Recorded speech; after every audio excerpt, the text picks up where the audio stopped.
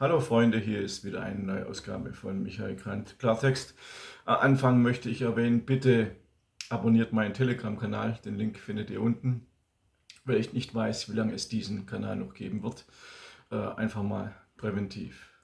Heute bespreche ich neben Hitler den nächsten Dämon im deutschen Mainstream, und zwar Wladimir Putin. Er hatte gesagt, alle führenden Länder haben den Ausbruch des Zweiten Weltkrieges zu verantworten. Am 18. Juni 2020 ging demnach ein Beben rund um den Globus, als der russische Präsident Wladimir Putin verkündete, alle führenden Länder der Welt seien gewissermaßen am Beginn des Zweiten Weltkrieges schuld. Sicherlich war dies auch ein Konter auf die Feststellung des Europäischen Parlaments, dass die Sowjetunion mitschuldig am Ausbruch des Krieges gewesen sei. Dazu mache ich ein extra Video. Putins Aussage schlug dennoch wie eine Bombe ein, wird aber vergessen. Deshalb bringe ich das nochmal auf den Teppich. In einem Gastbeitrag für die Zeitschrift The National Interest wies der russische Präsident auf die Verantwortung aller führenden Länder für den Beginn des Zweiten Weltkrieges hin. Ich zitiere: Der Zweite Weltkrieg begann nicht plötzlich und unerwartet. Er war das Ergebnis einer Reihe von Tendenzen und Faktoren in der Weltpolitik. Zitat Ende. Putin zufolge zählen zu den grundlegenden Faktoren, die zu der größten Tragödie in der Menschheitsgeschichte geführt haben, der Egoismus der Länder, die Feigheit und die Beschwichtigungspolitik und auch die fehlende Bereitschaft der politischen Eliten, nach einem Kompromiss zu suchen. Genauso wie heute.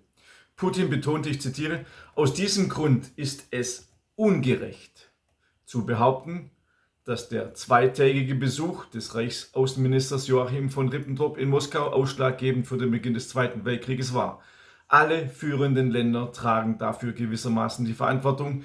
Jedes von ihnen hat folgenschwere Fehler begangen, in dem selbstsicheren Glauben, die anderen überlisten zu können, einseitige Vorteile zu haben oder sich aus der anbahnenden Weltkatastrophe heraushalten zu können. Zitat Ende.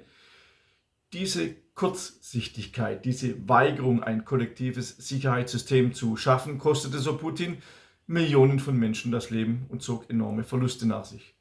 Doch Putin setzte noch einen drauf. Zum damaligen 75. Jahrestag des großen Sieges schrieb er genau das, was politisch korrekte Historiker nicht hören wollen, und wiederholte, ich zitiere, der Zweite Weltkrieg brach nicht von heute auf morgen aus. Er begann nicht unerwartet, nicht plötzlich. Und die deutsche Aggression gegen Polen war auch nicht unerwartet. Es ist das Ergebnis vieler Tendenzen und Faktoren in der Weltpolitik jener Zeit. Alle Vorkriegsereignisse reihten sich in eine schicksalshafte Kette ein. Aber das Wichtigste war, die größte Tragödie in der Geschichte der Menschheit vorbestimmte, war natürlich der staatliche Egoismus, die Feigheit, die Nachsicht gegenüber einem Aggressor, der an Stärke gewann. Zitat Ende.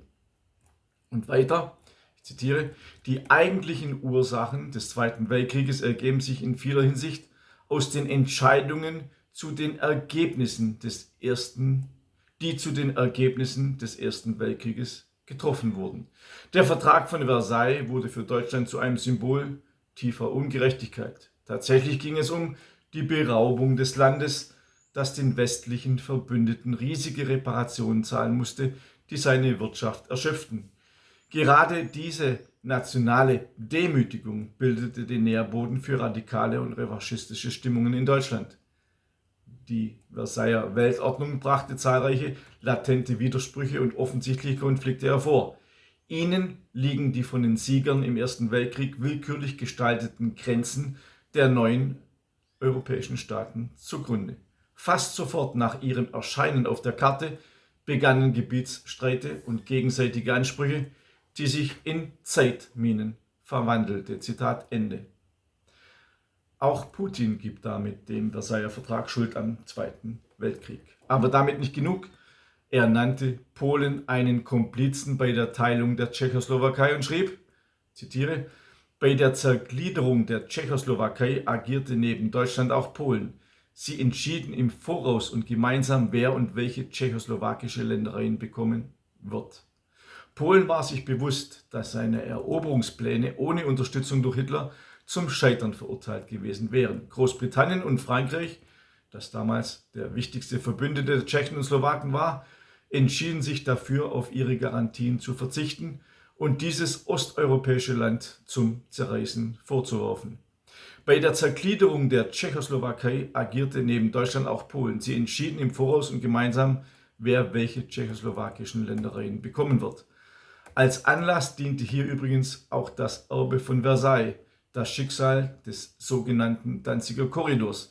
Die darauffolgende Tragödie Polens liegt voll und ganz auf dem Gewissen der damaligen polnischen Führung, die die Bildung des Militärbündnisses zwischen England, Frankreich und der Sowjetunion verhinderte, sich auf die Hilfe der westlichen Partner verließ und sein Volk unter die Walze der Hitler-Zerstörungsmaschine stellte. Zitat Ende.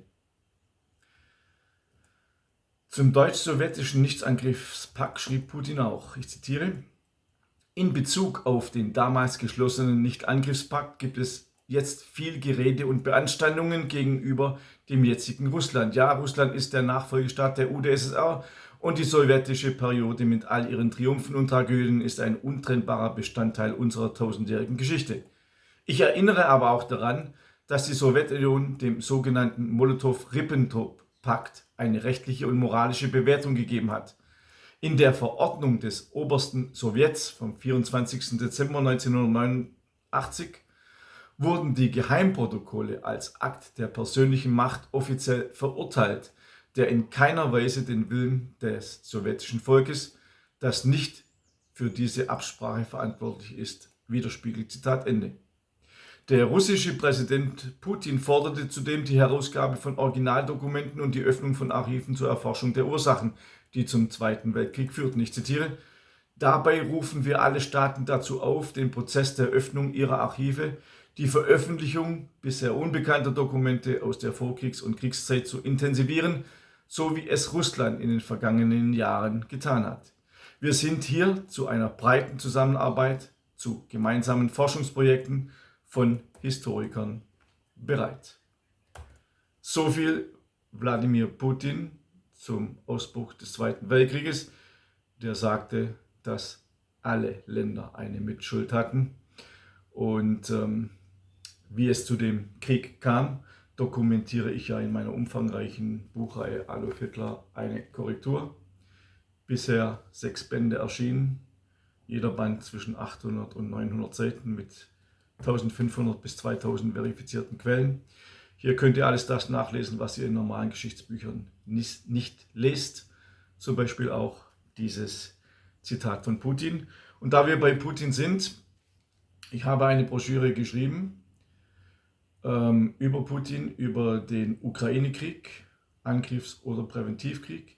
Hier werden die Hintergründe genannt, die ihr heute im Mainstream nicht lesen könnt. Diese Broschüre ist kostenlos unter info@konservative.de zu bestellen.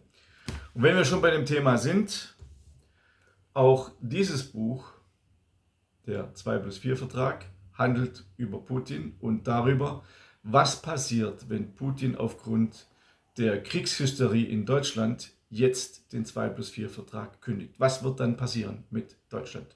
Kommt die DDR zurück? Was wird passieren? Hier in diesem Buch ebenfalls beschrieben. Und zum Schluss des Werbeblocks mein neues Buch, Deutschland muss vernichtet werden. Es ist ein Zitat von Kaufmann, der ein Buch geschrieben hat mit dem Titel Germany Must Perish, also Deutschland muss vernichtet werden. Genau das ist der Titel des Buches. Hier gibt es Auskunft über alle Massenmorde an uns Deutschen und ihr wundert euch vielleicht, warum Angela Merkel auf dem Titelbild ist, weil das Buch bis Oktober 2025 aktuell ist. Ich beschreibe in diesem Buch natürlich auch die katastrophalen Auswirkungen der Grenzöffnung, was sie für unser Volk bedeuten und wie unser Volk damit zersetzt wird. Deswegen ist Merkel, ihr seht hier, auch auf dem Titelbild drauf. Bestellt dieses Buch gleich, weil wir glauben, dass es nicht lange auf dem Markt sein wird. Dieses Buch habe ich geschrieben als Gedenken an unsere Großeltern. und an unsere deutschen Toten, die grundsätzlich vergessen werden. Wenn ihr also auch an unsere Toten gedenken wollt, wenn ihr auch wissen wollt, es sind sehr, sehr viele Zeitzeugenberichte in dem Buch, was wirklich geschehen ist, was verschwiegen wird, was falsch gerechnet wird, wie manipuliert wird mit deutschen Opfern, dann ist dieses Buch richtig. Ich wünsche euch alles Gute, bis zum nächsten Mal. Euer Michael Grant und vergesst nicht Telegram. Ciao, ciao.